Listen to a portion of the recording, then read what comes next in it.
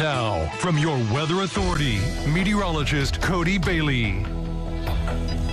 Well, we've been advertising the return of these very hot, excessively hot at that conditions, and unfortunately we are there approaching the transition day. This evening, kind of the last comfortable evening that we'll have for the next several days, at least for the next week. And this is, again, like I mentioned before the break, our second heat wave, likely the more significant heat wave of the summer so far in terms of its duration. And we have the entire tri-state under at least some level of a heat alert. We'll show you the alerts map here in a moment, but that's our first warning focus tonight.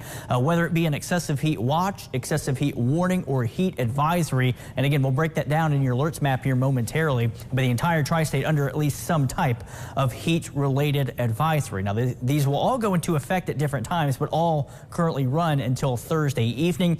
Dangerous heat, we're talking about actual temperatures pushing the triple-digit range and very high humidity levels. It's going to be feeling well into the triple digits, anywhere from 105 to as high as 115 for that feels-like temperature. Better chances out towards the west where that excessive heat warning will be in effect. Again, we'll detail that here in just a moment. But this evening, pleasant, a little bit higher humidity, but still in the tolerable range. But all across our tower camera network showing temperatures at a comfortable level and humidity at a comfortable level as well. In addition to plenty of sunshine. That's the view from our Austin Homes tower camera in Central City, showing that sun on its way down a little bit earlier. You may notice as we're progressing through the month of August that sunset time getting earlier and earlier by a minute or two each night. Tonight going down at 7:39. Our Ellis Park tower camera showing quiet conditions and a popular venue today. That's the sandbar, the pump out. The Ohio from our Superior Ag tower camera. We've seen that the last couple of days. Those levels retreating a little bit, so the sandbar has reemerged.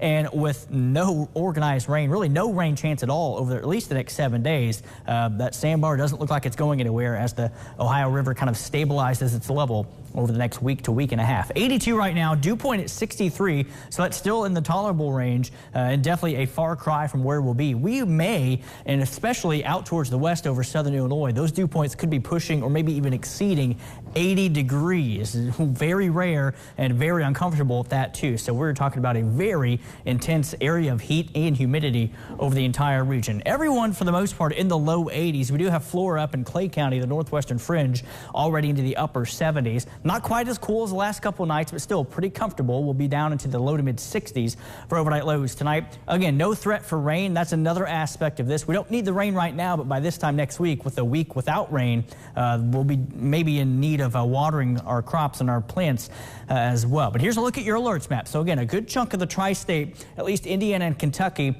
under that excessive heat watch. The excessive heat warning for most of our Illinois counties, and then along US 50, Knox, Davies, and Martin counties under a heat advisory. Again, the advisory and a warning will go into effect on tomorrow through Sunday or through Thursday evening. The watch for the rest of the tri-state, that doesn't go into effect until we get into Monday afternoon, but it's still going to be hot and humid for tomorrow. And here's what our future tracker is indicating in terms of the feels like temperature. Again, as high as 110, maybe even 115 over the course of the early part of the week by our southern Illinois counties. So a lot of heat headed our way. Quiet in terms of precipitation, but not the case out towards the Baja Peninsula and eventually Southern California. Hurricane Hillary continuing its trajectory, going to weaken to a tropical storm by tomorrow. And again, some advisories for tropical weather for Southern California, so kind of unheard of for them as well. In the Atlantic, things really heating up. We've got 5 areas that the National Hurricane Center is monitoring for potential tropical storm development over the next waves. The first just over southern Florida.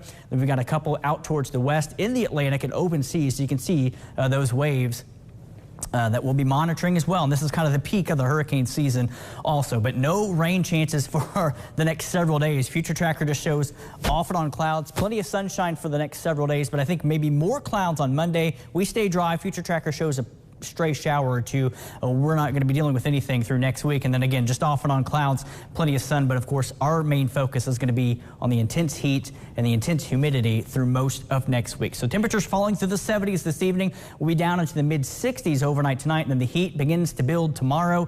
We're looking at the possibility of 6 straight days above 90 degrees, even pushing the triple digits with the heat alert on the board. Very humid conditions. Cold front Friday night finally gives a break for the heat and humidity by next Saturday.